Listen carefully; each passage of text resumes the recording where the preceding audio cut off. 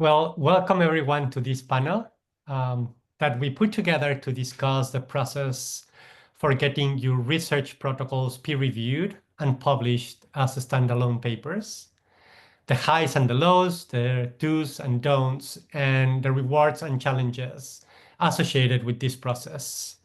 So I will be your host and moderator. My name is Gabriel Gasque, and I am head of outreach at Protocols.io. So for those who are not familiar with Protocols.io, it is an online platform for the collaborative development of interactive, dynamic, versionable, and reusable step-by-step protocols, and an open access repository for the publication of these protocols.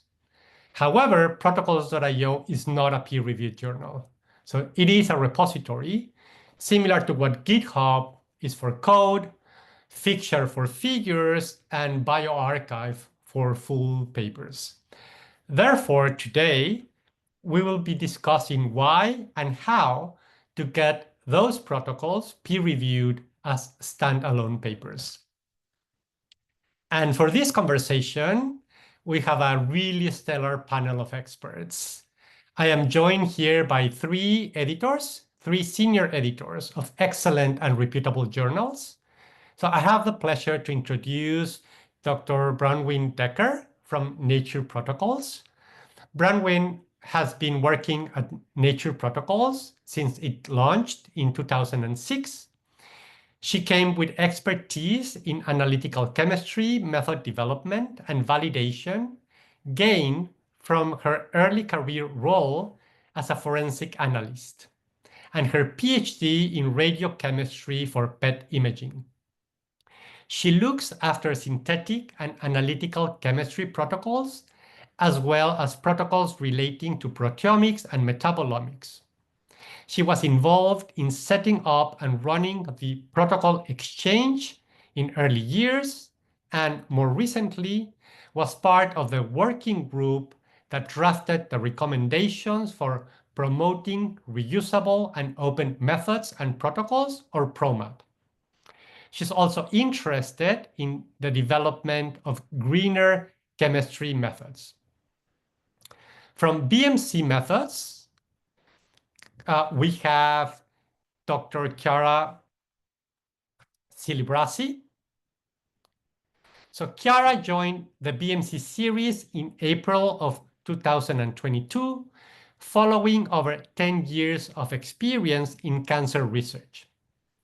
During her PhD in neuroscience and postdoctoral work, she focused on identifying potential biomarkers and therapeutic targets in glioblastoma and breast cancer, gaining expertise in developing and validating cell biology and molecular biology methods. She's currently the editor for BMC Cancer and the founding editor for BMC Methods. Chiara is passionate about promoting open and reproducible research. From PLOS One, we have Dr. Jianhong Zhou. Jianhong joined PLOS One in July of 2019 as a staff editor in the life science team. Prior to PLOS, she was trained in computational biology and bioinformatics for 10 years. Her academic research initially focused on protein structure and function predictions, and later changed into protein disorder and function predictions. In 2021, she became involved in the lab protocol team at PLOS One. Her general responsibilities include providing input on colleague queries, proposed initiatives, and workflow changes related to lab protocols from an editorial perspective. And we also have with us in this panel authors who have gone through the process of writing, submitting to a journal, and publishing standalone protocol papers.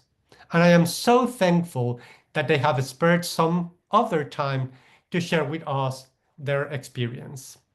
So I am pleased to introduce Dr. Stephen Henikoff, who is a professor at the Fred Hutch Cancer Center in Seattle, the United States. Steven is a member of the Basic Science Division at the Fred Hutch and an investigator of the Howard Hughes Medical Institute. He's also an affiliate professor of genome sciences at the University of Washington, a member of the National Academy of Sciences and the American Academy of Arts and Sciences, a fellow of the American Association for the Advancement of Science, and a field chief editor of the journal Frontiers in Epigenetics and Epigenomics. His laboratory performs research on chromatin dynamics, transcriptional regulation, centromere maintenance, and cancer, and develops experimental and computational tools for studying these processes. Examples of projects built upon recent technologies include the competition between transcription factors and nucleosomes behind the replication fork, nucleosomal unwrapping, intermediates driven by RNA polymerase, nucleosome depletion by SWI-SNF remodelers, and chromatin deregulation in cancer. And finally, from the Swedish Natural History Museum, we have Dr. Ella Iwaszkiewicz-Eggebrecht. Ella works on insect biodiversity, monitoring, and discovery. Her work centers on meta-barcoding, barcoding, and development of insect abundance quantification methods. She is developing high-throughput and cost-effective molecular protocols that make comprehensive insect fauna studies accessible and robust. Ella has a PhD in evolutionary biology from the Max Planck Institute in Plön, Germany, and a master's in oceanography from Paris-Sorbonne in France. Ella, Steven, Jianhong, Chiara, and Bronwen, thank you so much for participating in this panel. Before we begin, I will provide the audience some brief housekeeping information. So, as mentioned previously, the panel, this conversation is being recorded, and the recording will be shared with all registrants. Also, closed captioning should be enabled in case you want to use it. So I have some questions of my own for the panelists to kick off the discussion, but the audience should feel free to also type their questions in the Q&A window of Zoom. And Dr. Julia Kurz from Protocols.io is with us in the background, and she might be able to answer some of those questions right away. We will also have the opportunity to read to the panelists some of those questions. But right now we have like over 70 participants and just 75 minutes. So we might not be able to get to all those questions. So I apologize for that in advance. And finally, I invite you to check the rest of the events of the Love Methods Week, which you can find in the link at the bottom of this slide that I will be sharing with you. So I will now stop sharing my screen and kick off with some questions for the panelists.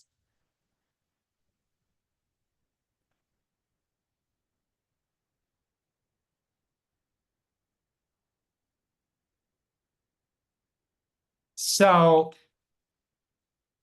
for the journal editors, and I will start with how they appear on my screen. So Jianhong, Chiara, and Bronwen.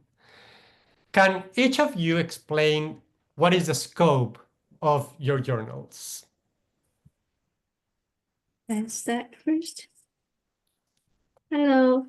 Hello, nice to meet everyone. My name is Jianhong Zhou from PLOS.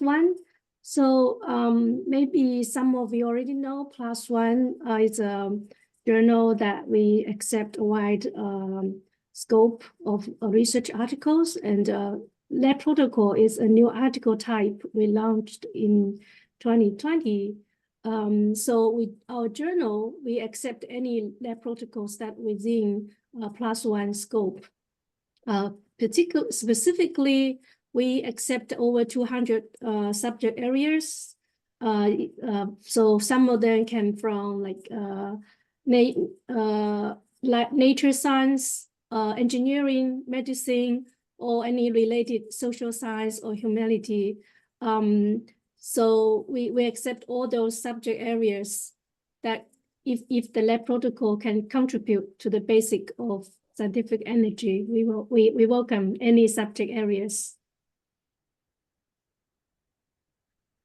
Okay, I guess it's my turn. So yeah, I'm Chiara. It's a pleasure to be here and hopefully share with you some useful information about BMC methods.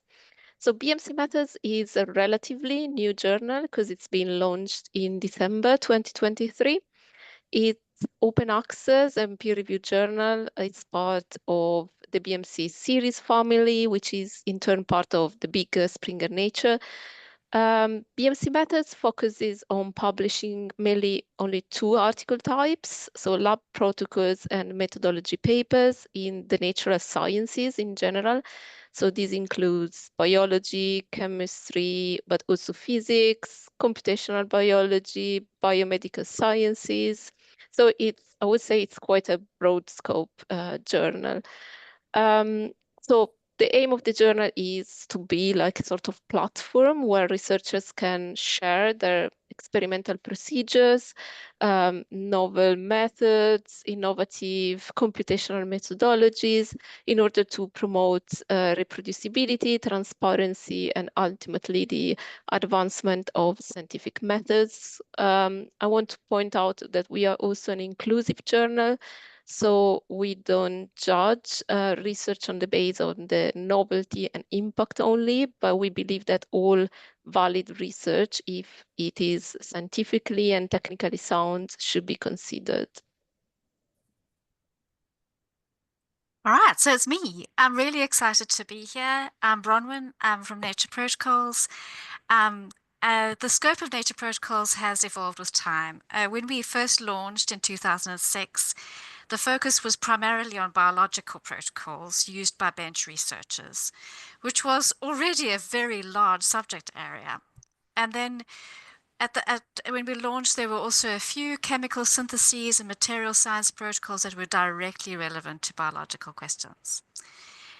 We initially published a mixture of quite basic protocols and more advanced techniques.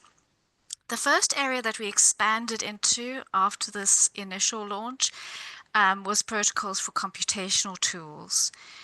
We also recognized with time that synthetic and analytical chemists were finding the format useful, and we also published protocols for methods that are clinically relevant, for example, for medical imaging.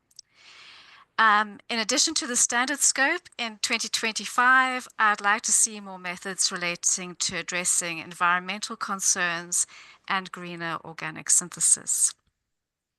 Thank you. Thank you so much. And you already touched a little bit on this, but again, Jianhong, Chiara, and Bronwen. So what types of protocols are you seeking to publish in terms of innovation and novelty, as well as content, although you already touched a little bit on that? Yeah, for +1, although we not require novelty or impact for research articles type, but for lab protocols, we do require that the protocol should be of utility to the community and will contribute to the scientific knowledge. But we do not require like the method is like it's like of significant impact, but we use the criteria of utility, validation, and availability. Those are the 3 criteria we use to evaluate the lab protocol submissions. I hope that it's helpful. Thank you. And at BMC Methods, we do have similar criteria to PLOS One. So we don't judge on the basis of novelty, but we want the protocols to add something to the basis of knowledge. So we do not consider, for example, routine protocols, but they need to add something, either a new application to a new system and optimization of a protocol that is already existing. The important things is that they should be sufficiently detailed to allow reproducibility. They need to prove that the protocol works and describe in advance what is already available. So again, protocols of routine methods are not considered. I think our criteria are very similar. I mean, there are basic criteria of utility and validation. I think the most attractive topics are those where it is obvious that a protocol would be really useful, where a lot of people would want to try it, and where it is sufficiently new or technically challenging that a protocol would contain detail that would be difficult to distill from the primary research papers. Because of our status as a review journal, all of our protocols need to be based on methods that have been used in at least one published primary research paper. And it often works best if there are multiple supporting research papers. This is because we want the authors to be able to provide advice on how the method can be applied to a range of research questions. So that's a really good point. So your protocols in Nature Protocols already need to be somehow included, if not as detailed, in a previously research paper. Is that correct, Yes, Bronwen? that is correct. Is that the case as well for PLOS One and BMC methods? It's currently the case for BMC methods.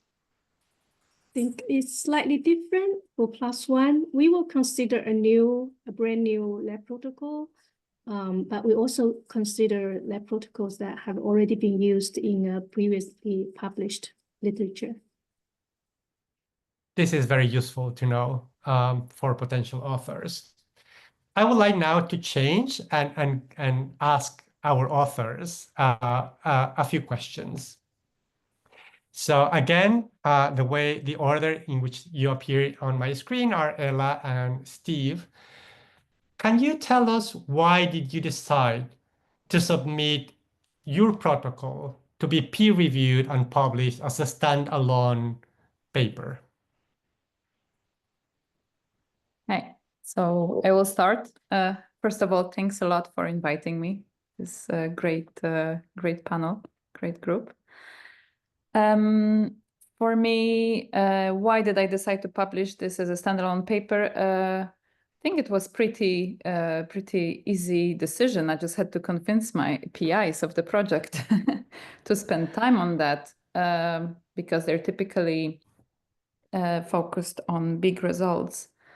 And this, but the big part of our work was developing fast, cost-efficient protocol, and we really I wanted to put it out there for other researchers to see and to use it or use parts of it. So really, this reproducible and open research was a big motivation for me.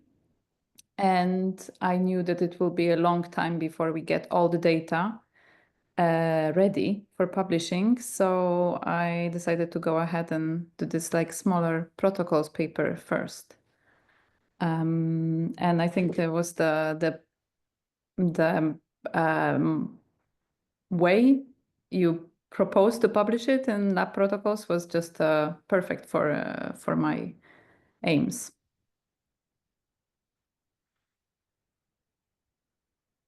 And in your case, Steve?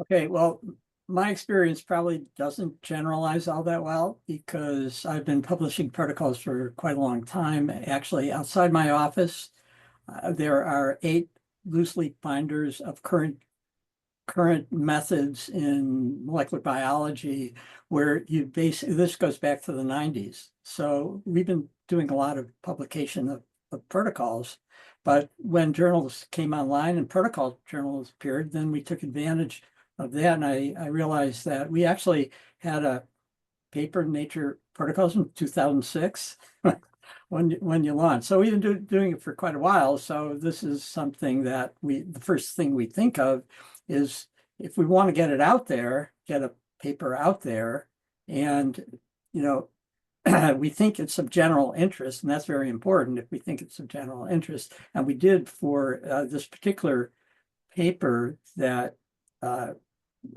one we published a year and a half ago in Nature Protocols.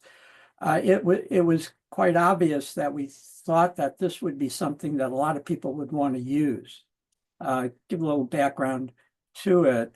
This was a paper, there's only one paper out before it, so it wasn't, you know, it hadn't been used by anyone but us. But the situation was, we had published a paper using a method that we called multi-tag.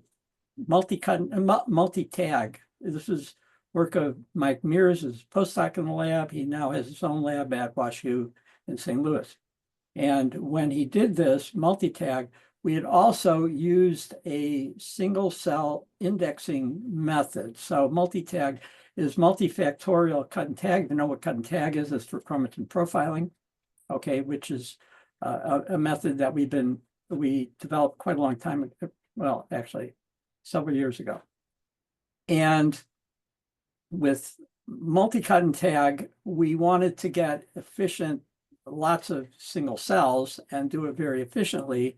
So that's when we came up with a method for doing single cell indexing. It's a split pooling approach that hadn't been used before.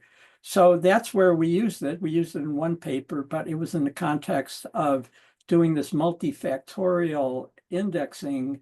And we never actually made any, you know, we didn't have any step-by-step protocol in that. That was in Nature Biotechnology. And it, you know, we basically just had, we didn't want to distract with it. But the other thing about it was we had to do a lot of more work in order to turn it into a real standalone protocol, or it was published in Nature Protocols later.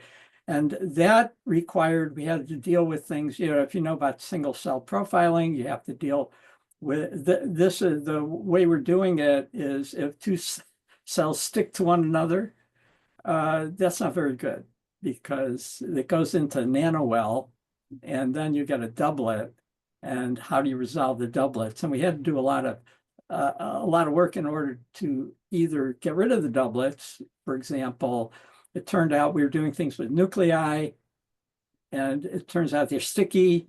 So we went to whole cells, and then we also had magnetic bead cleanup and all. But the main thing that we also did was adapted some code so that we could, if we have two different human donors, we could use the polymorphic differences to identify if they're actually doublets in most cases, because you would see from the two donors. So we'd use polymorphisms there in the readout. So there's a lot of stuff we had to do for it and realize, well, okay, there's so much here. We really wanted to go into a journal where people will see it, first of all, and also be able to, you know, if they go to the original paper, they really wouldn't get much out of it in order to do the protocol because we had to do so much stuff. So there was a lot in there. Now, having peer review is, I think, really important for something like this.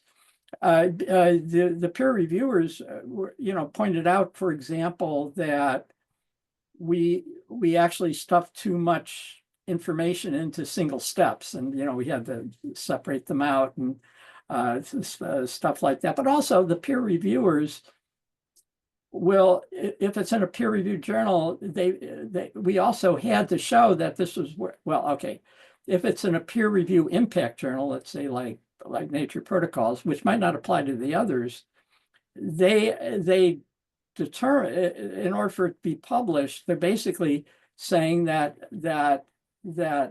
this actually compares favorably with what's already out there. In fact, we made a big point about how cost effective it was relative to other single cell methods, stuff like that.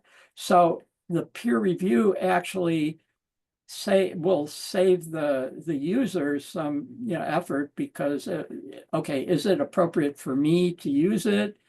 And one of the things is it might not be appropriate. So if you look at the protocol, you realize, yeah, you need this, you need some this iCell 8 machine, which we use. You could also do it on a plate, stuff like that. So so basically there's a lot in there that just doesn't show up when we put things on protocols.io, for example.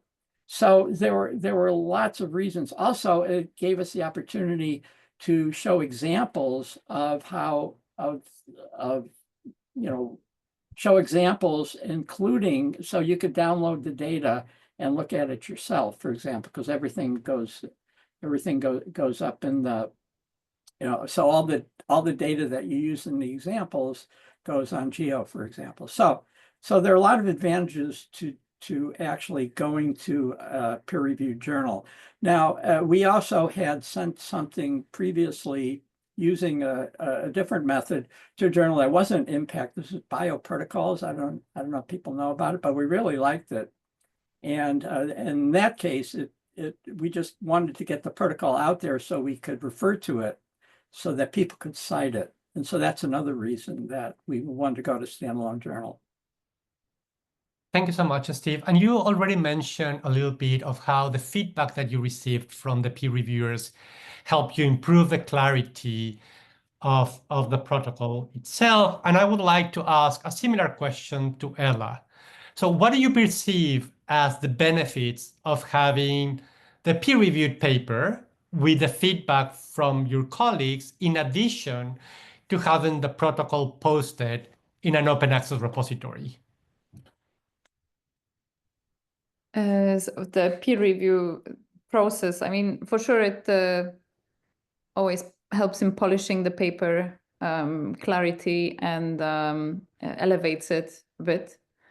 However, in our case, maybe we were lucky, but we got just very positive reviews, and it was quite minor additions, I would say. But we've put a lot of work into making it as clear and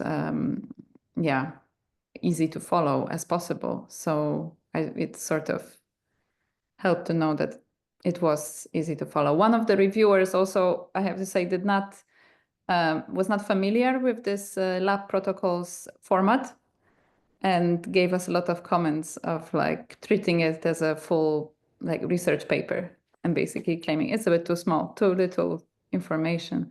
So maybe that was something to be improved. That the reviewer, even though admitted that is not familiar with the format, and maybe that's the problem, but also did not check what the format was, just gave us the comments. So the process, let's say, mixed feelings about this process, but for sure it helped in polishing the paper.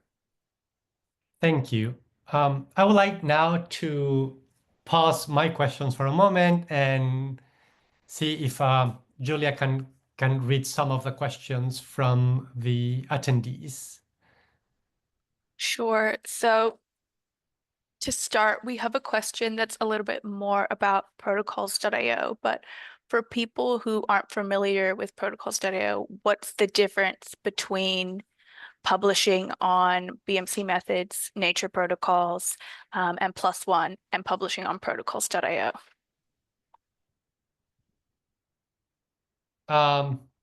So I can take a shot at that one to begin with, and then I would let the editors also elaborate. But protocols.io is not a journal.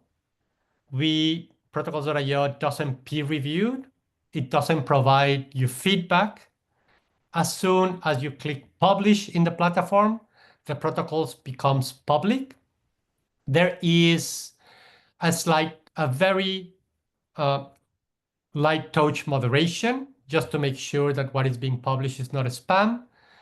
But we do not look into the validation or the robustness of the protocol. So the protocol is published as is, and we relied on crowdsourcing, on community engagement for the validation of the protocol.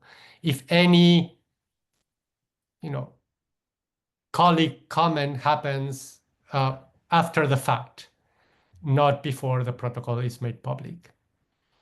And that is different from the journals that do peer-reviewed before publication. So, and probably here, the editors can elaborate a little bit about the editorial and the peer review process of their journals. Jianhong, would you like to start? Yeah, thank you. Gabriel just made the point that Protocol.io is not peer-reviewed, but the journals, BMC Methods, Nature Protocol, and PLOS One, if you publish at those journals, your methods are peer-reviewed. And more importantly, if there is some comments, some researchers is looking at your lab protocol article and they have questions, left comments, they can left comments at the article page, and if the author won't, if somehow the author can't respond, the journal will follow up to ask the question to comments to the author and get back to the readers or anyone who's interested in the protocol. So for PLOS One, yeah, we have a very standard peer review process. Mostly like we will like invite,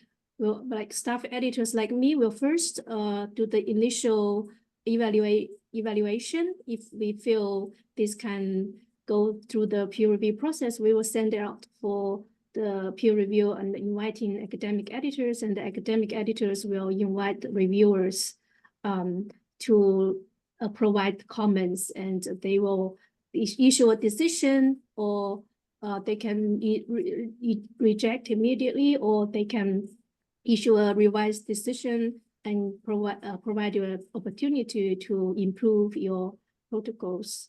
Yeah, that's I think that's all I like to comment. Thank you. Yeah, you both, Gabriel and Jianhong, you both cover most of the points, but yeah, just to reiterate, yeah, BMC Methods again is peer reviewed, so the protocol undergoes a full peer review process. So similar to PLOS One, once the manuscript is submitted to us, we have a team of in-house assistant editor who perform some initial quality checks.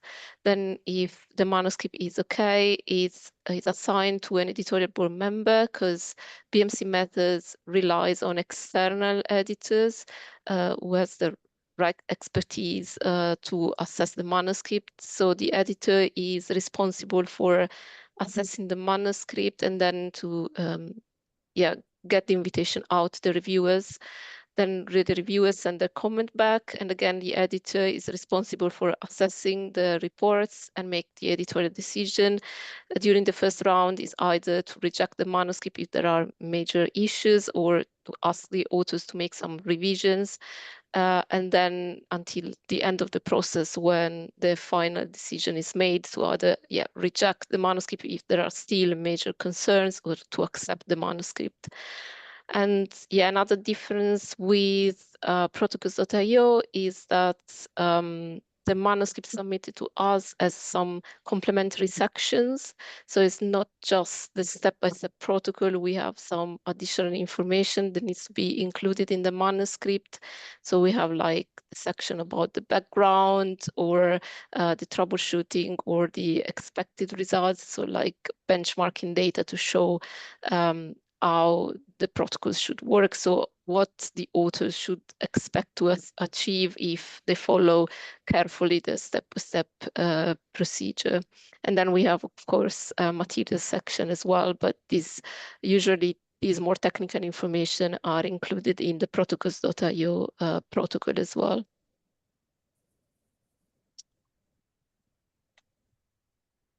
So with Nature Protocols, a protocol or any manuscript would start life either as being invited by an editor, so it would be commissioned, or as a proposal from an author.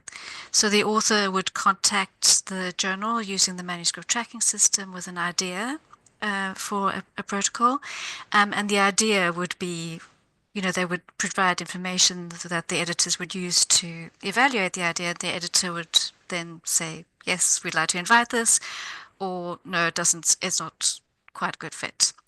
So assuming that it is going forward, the author will prepare a full version based on our author guidelines. That version will go to peer review.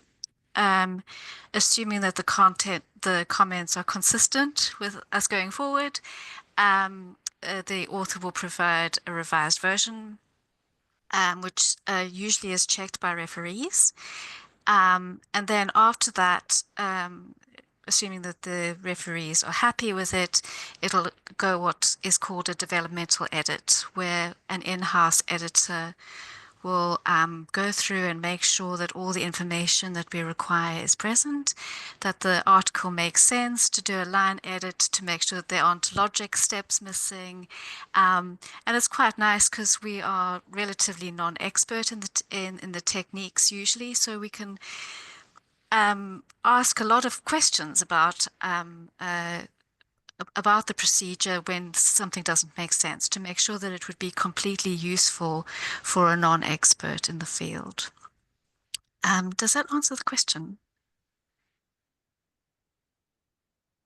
Can I make a comment? And So I'm a very heavy user. My group is very heavy users of Protocols.io. We've been on it since I think it really began. And for example, I host three different sites. We have about a dozen sites that we host. These are public sites, but we also have private sites. Now, it's very complementary to what the journals do. For example, the question and answers, and I've answered hundreds of questions on these. The questions and answers are, you can ask them publicly, which is what we prefer, or privately, which is fine as well. So the feedback that we get is also useful. For example, if somebody asks a question, this happens a lot. Somebody asks a question, and I realize that it's really not clear in the protocol. So the next version, since we can update it, the next version will have that. We don't update, with every little thing, but basically, so I updated a protocol yesterday, which was from a paper that we had just published that used the same protocol as something else. And the paper came out, and this way, when as soon as the paper had was published, then I could put the link into the paper so that people who read the protocol, who read the updated protocol, although there were some minor changes that we used in the paper, and then brought it up to date, and then put the link in. So the links to both papers, the original paper and the one that just came out actually last week.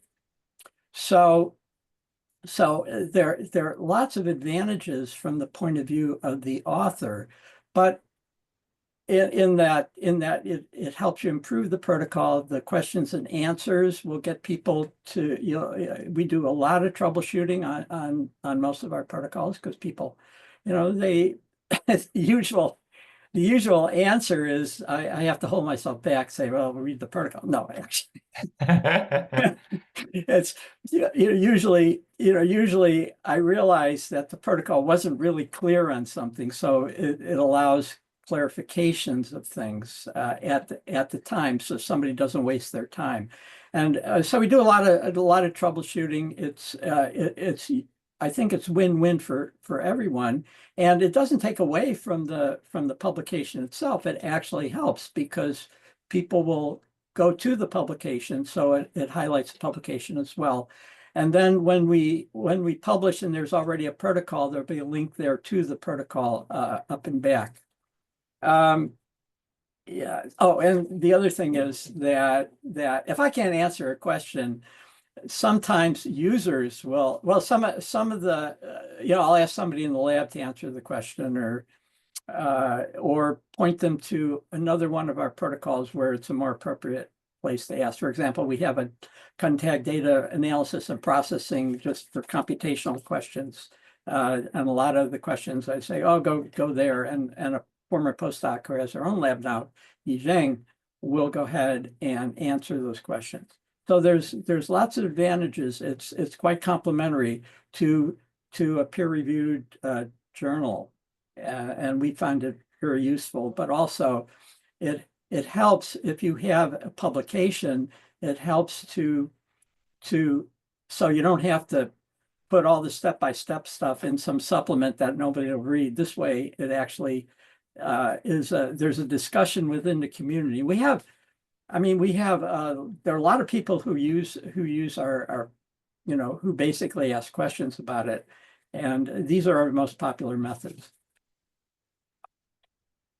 Thank you so much, all of you. And I would like now to ask Ella a question, building up what Steve just said.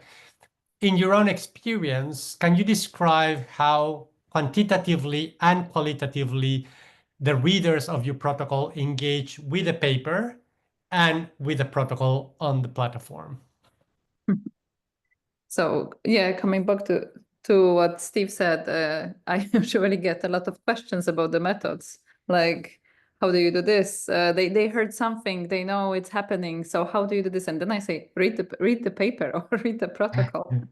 I have a great resource to direct people to, and it shuts them down for a moment until they start using it, and then they have, of course, more questions that maybe sometimes, it makes me realize that something was not clear in the protocol, but actually rarely that doesn't really happen because we've put so much effort beforehand. But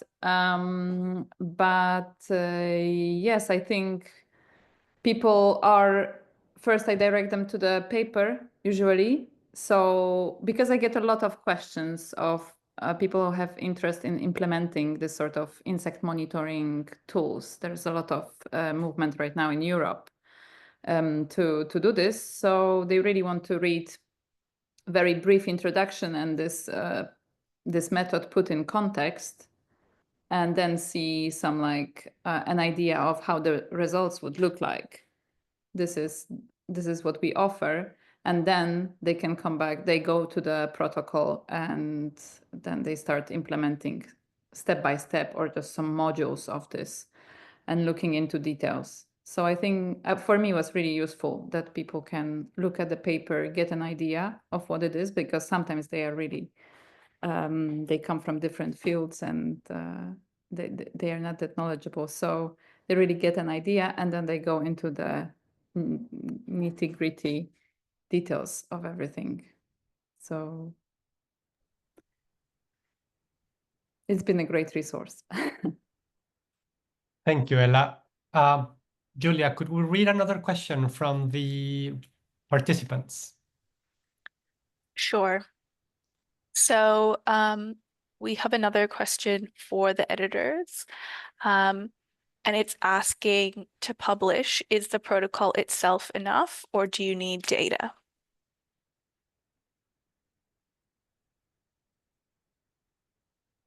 So, Jianhong, would you like to take a stab at this one? Yeah, thank you. So at +1, we always require the authors to keep in mind that reproducibility is a very important criteria, although we do not require impact or novelty. So if the protocol is definitely need data to reproduce, then yes, we would require the data to be included. Yeah, I hope that answers the question.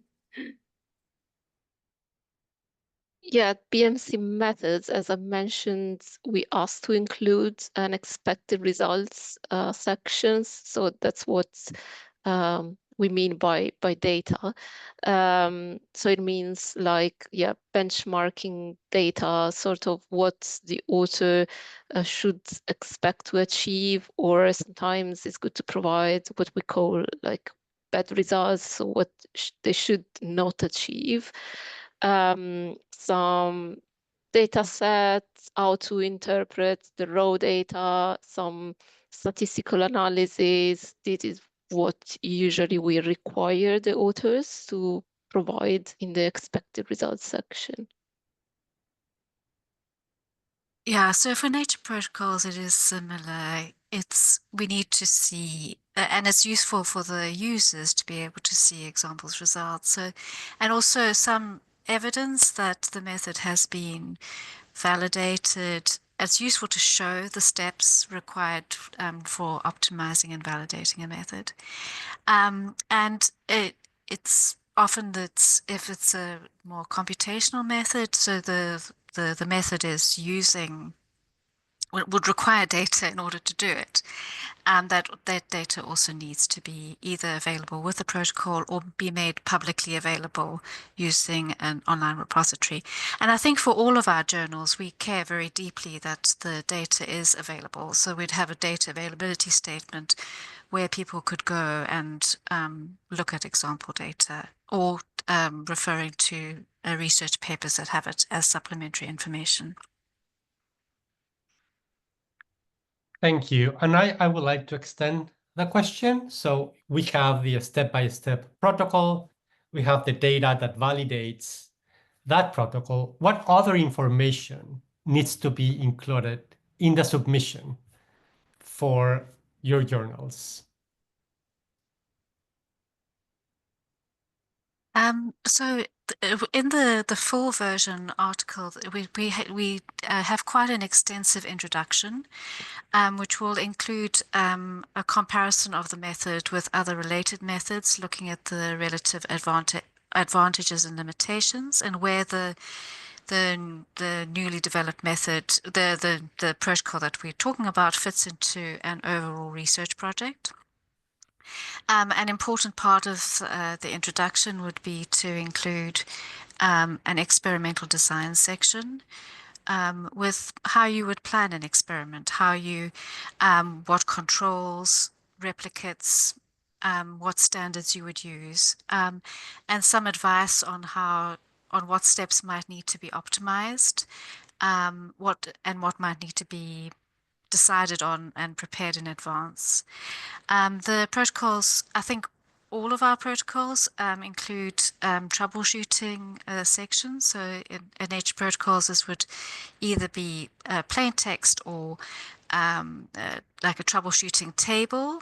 And it would refer to steps where problems can become evident while you're doing the procedure section.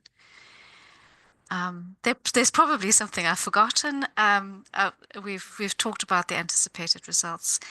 And I suppose I have mentioned in passing the idea of commenting on the limitations of the method, and that is quite important. Sometimes these limitations can be overcome either by a good experimental design or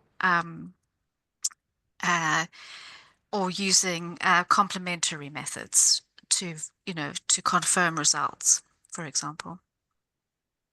So what Bronwen just described is applicable for BMC methods as well.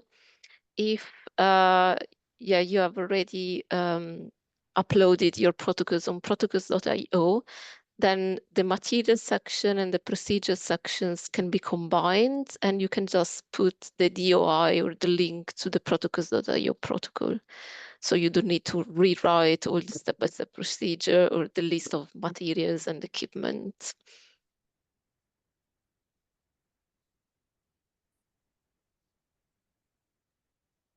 I think at +1, besides the step-by-step protocol and the data statement, we also require, if your study involves human subjects, we will require the original ethics documents. That's a very important effort. We've been placed since 2023. For all the other articles at +1, we will before we send it out for peer review, we will require the original ethics documents. Yeah. And building on that, do your journals require and provide on your websites a template for submission?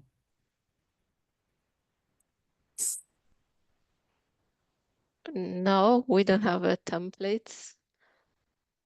I send a template to my authors. It's not a requirement, but I find that it helps some authors. For some authors, this is helpful. So PLOS One does have a template, Yes. and as well nature protocols, but not BMC methods. Julia, do you want to read another question? Sure. So we have a question for the authors. So there are some researchers who do not like sharing protocol details so that they can be the only team to do the work. But you both go above and beyond to share as widely as you can. Why do you find sharing the details important? Maybe we can start with Ella. Yeah, I can start. Yes, I think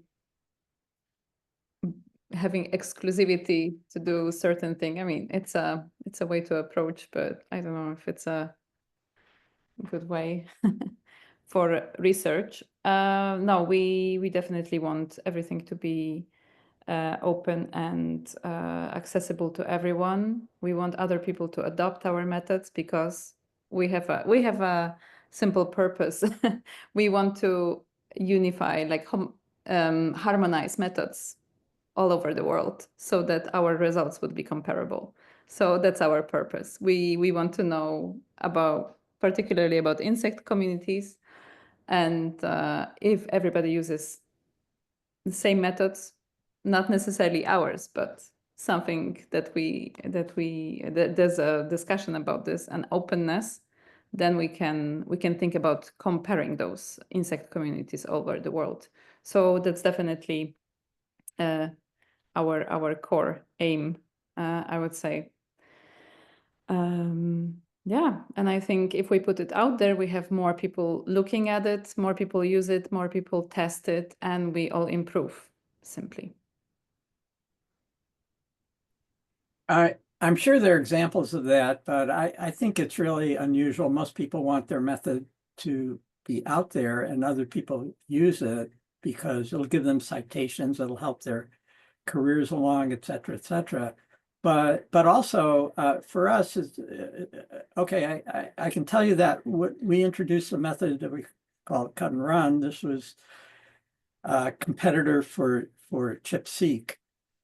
And a totally different kind of method. So we wanted to make sure that people understood that it's really very different but it'll give you similar kinds of results, okay, as ChIP-seq. Since everyone used ChIP-seq, we wanted to get all the details out there so people wouldn't say, like, where's the input? There's no, stuff like that. They'll think there's something wrong with the method because ChIP-seq has been out there, ChIP has been out there for decades, and then we come up with something new.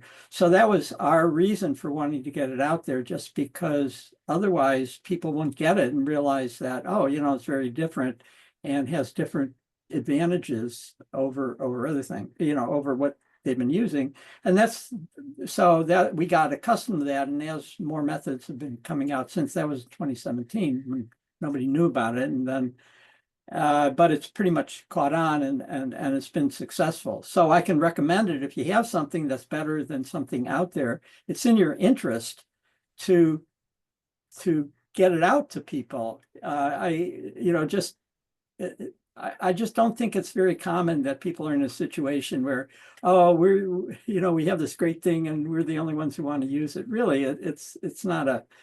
I don't think it's very common. And if you can still use our protocols.io site and ask the question privately if you have a question, and we get some of that because people don't want their data. They don't want, or they might not want people to know what they're doing because it's a competitive situation. I fully understand that, and but you know, we can still deal with that. So it's not so much.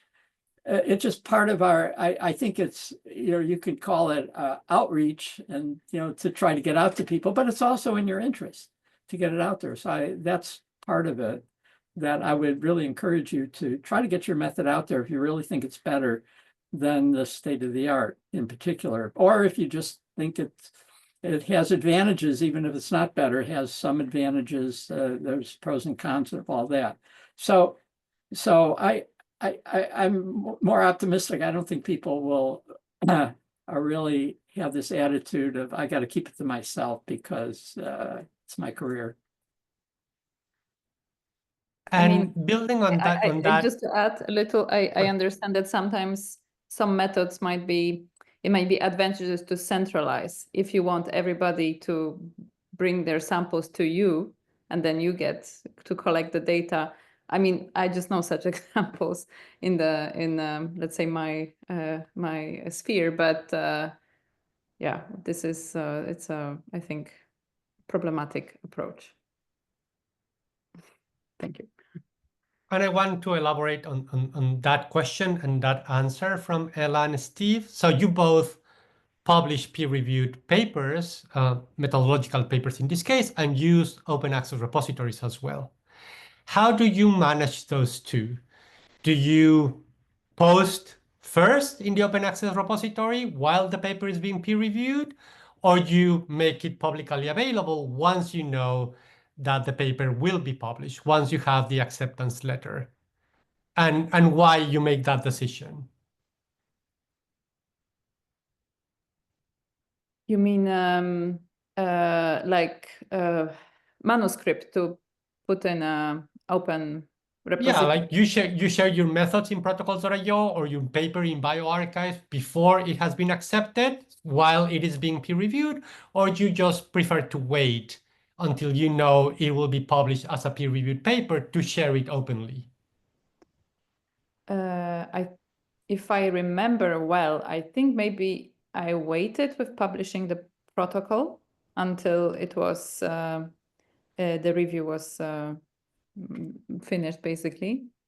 So maybe that was the case, but in general, I do publish preprints, and I encourage everybody also to do this. I think, I mean, also in a competitive situation, it's good to put it out there earlier. Sometimes review takes really long, and maybe sometimes even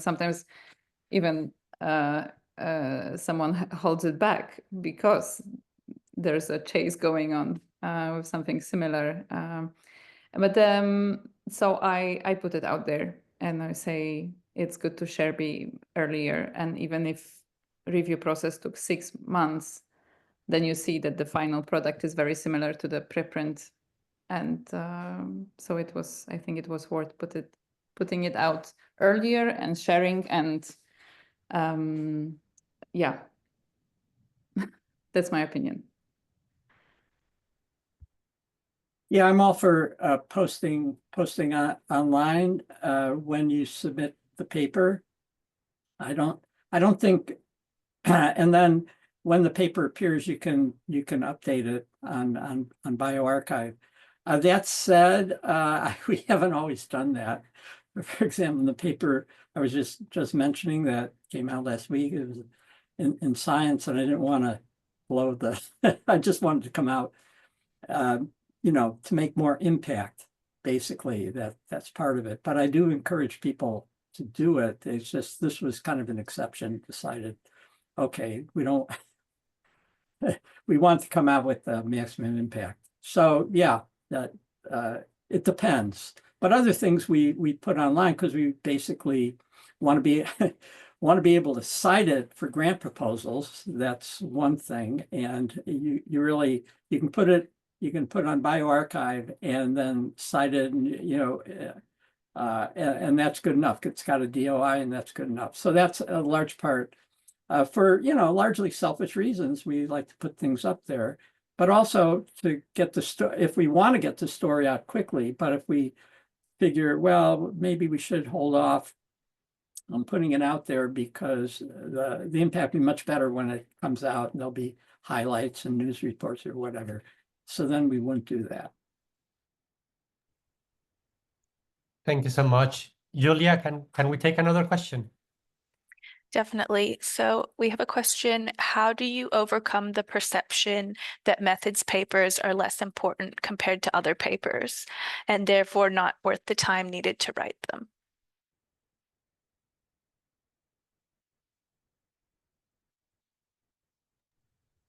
Let me go. Sure. Yeah. Methods papers get, from my experience, they get most of the citations. So just based on, what we all agree, citations tend to indicate importance. That's what, that's the impact factor is based on citations. The methods papers are the winners. For example, I was looking back at Nature Protocols. We had a paper in 2009 in Nature Protocols that well, it's computational and it was on, but it got 7,500 citations, over 7,500 citations. So it was clearly a lot of, it helped a lot. The citations indicate people actually used it in their research. So that made it more important by typical standards than any other papers that we published. All of our top cited papers are methods. I would just like to add that for researchers who get a lot of requests for methodological details, I think it can be really helpful to have something that they can point to, an object, so that when people ask them, you refer to this protocol, we've included most of the detail there. For sure, as a let's say young researcher, still it was a bit of a challenge, I think, convincing PIs of my project that it's worth putting a time to publish this paper and put more effort into putting the protocol together because they are so focused on research, and there's always chase after this next big result. And but I think I convinced them, and I think it pays off. And my limited experience, but yeah, I think good lab protocol can get a lot of citations, so it helps people. And so I think I will definitely continue writing a methodological stuff from time to time, because I think it's worth spending time on that. Yeah, just to add quickly that from an editorial perspective, I'm aware that there are some misconceptions sometimes around protocols. So that's why it's important to do some outreach and make the scientific community aware how important protocols are. And I believe there's a high demand from the scientific community as well to having protocols out there to improve reproducibility, transparency, to make sure that researchers can build on others' work. This can save time, resources. So I think it's important for the scientific community in general to be aware of how important protocols are. Thanks very much. I have another question from the audience. How do you find the line between including enough details in a method and recognizing what is common knowledge in the field? Who wants to start?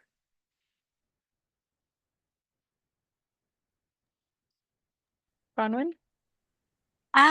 So I'm smiling because it is quite difficult actually to tell, because sometimes you want to pitch the protocol at somebody who's new, who's a postdoc that is new to the technique. So then you probably don't want to assume too much knowledge.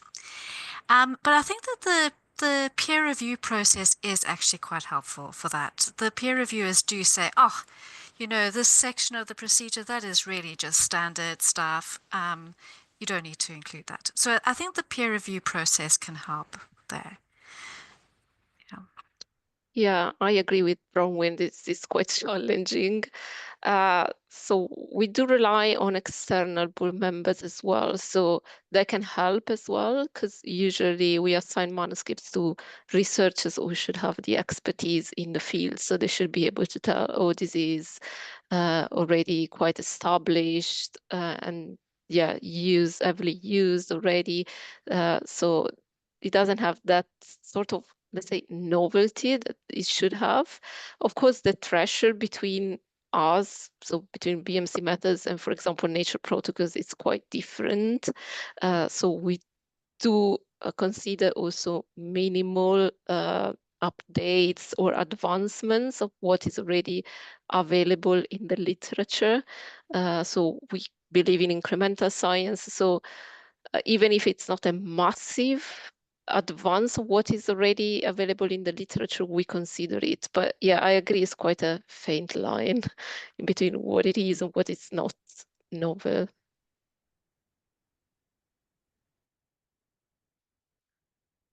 Steve and Ella, do you have any comments to make when you're drafting your protocols, how you make that decision? It's difficult.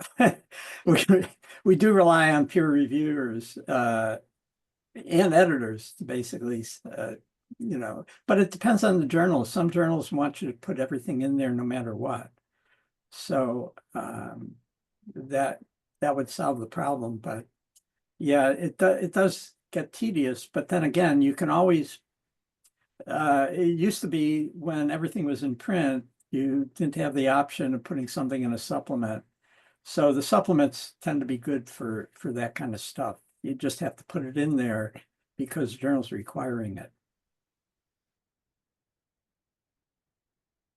I was thinking about, I think I used my intuition, but I think I try to put myself in the shoes of like imagined future user who has some lab experience, but has never really done this sort of meta barcoding, let's say, or DNA barcoding. So who knows how to pipette, but doesn't know exactly, like can do a PCR, but doesn't know the like nitty-gritty of this method. So I sort of try to imagine this and yeah, rely on peer review. One thing I might add is we like to use kits. Yeah. Not everyone does, but if we use a kit, then we just, you know, give the serial number of the kit and that's it. We don't go into it. And that's exactly the opposite with me. We don't use we try not to use kits just to minimize the costs. We really do like this homemade, that homemade, and then it needs a lot of explanations to make sure that everybody can do this. Yeah, that was one of the big points to make it cheap and accessible. I would like to ask a question about, or elaborate on this idea of like creating protocols with a lot of detail. For you, Ella and Steve, once you have put the effort on creating these step-by-step detailed protocols, what is the impact of those protocols in the operations of your own labs? How does that help the continuity of the work once your postdocs leave or your graduate students leave, having those protocols set up? Well, I can start. We actually put everything on. So for protocols.io, we always put it up privately first, and everybody, you know, other people try it, make sure. So before anything goes public, it's already been used internally. We find that very useful, and we still have stuff that we've never made public yet because you know, but we put it up there, and it's there for us, and we can share it with people in our group. So you know, that I think that sort of addresses the question, maybe not directly, but that's what we do. I think I started using the protocols.io with this like big protocol that we developed. So then there was a lot of going back and realizing that we need this and that information and chasing people. So I've gone through this difficulties, but also adding that we plan to publish it as a paper also added good motivation for people to put in time and effort and polishing this protocol. And then, but since then, yes, I think I like to follow Steve's experience and then start building smaller protocols immediately while we develop them, and everything is on protocols.io private, and then if we publish using it, then we publish it, get the OI and proceed. It's a very good method. I think we have 5 minutes left or so. So I don't know, Julia, if you want to take 1 or 2 more questions. Yeah, we've got a few questions. So if we don't get to your question, apologies. We only have so much time with a lot of participants. So there's some questions which I think are relating to the scope of the journals. So do you consider protocols for systematic reviews or meta-analyses? And then there's another one on where we primarily use clinical or administrative data. Is publishing a protocol still relevant in this circumstance?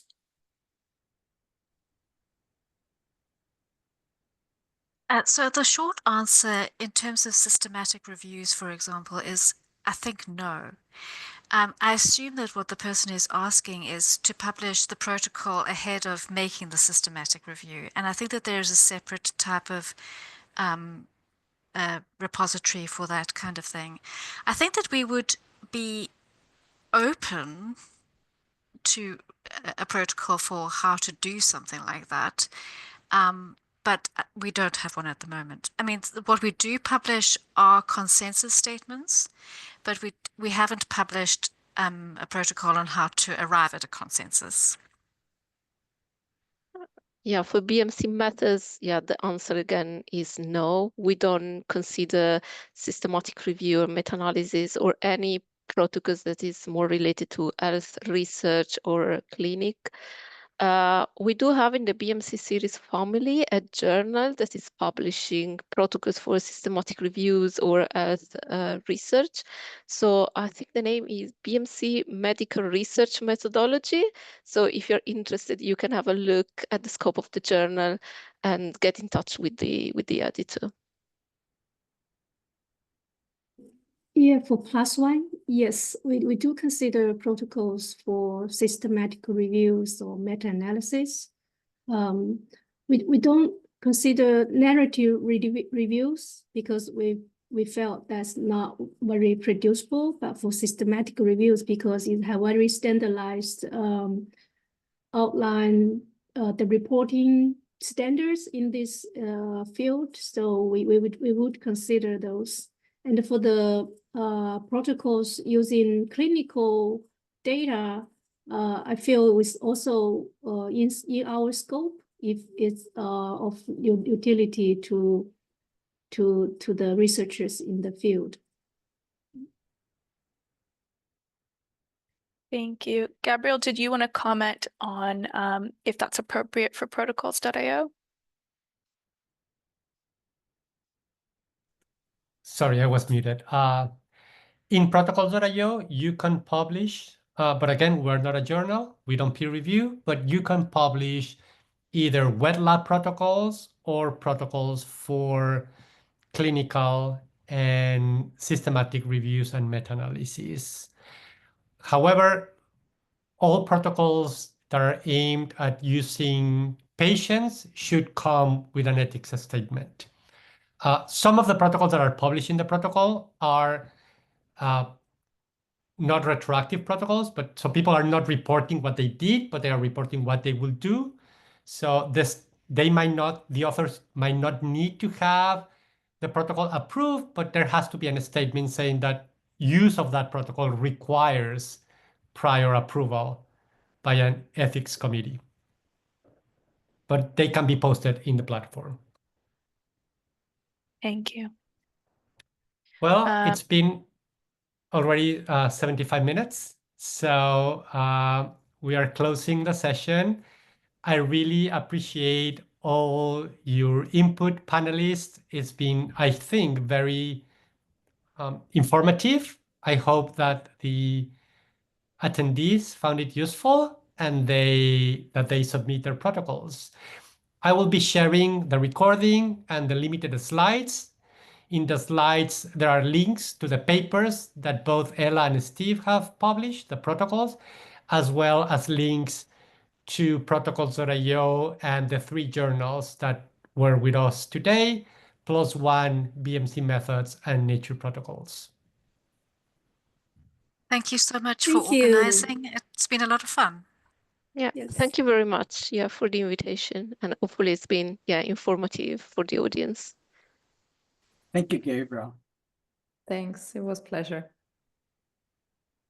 Bye-bye, everyone. Bye. Bye.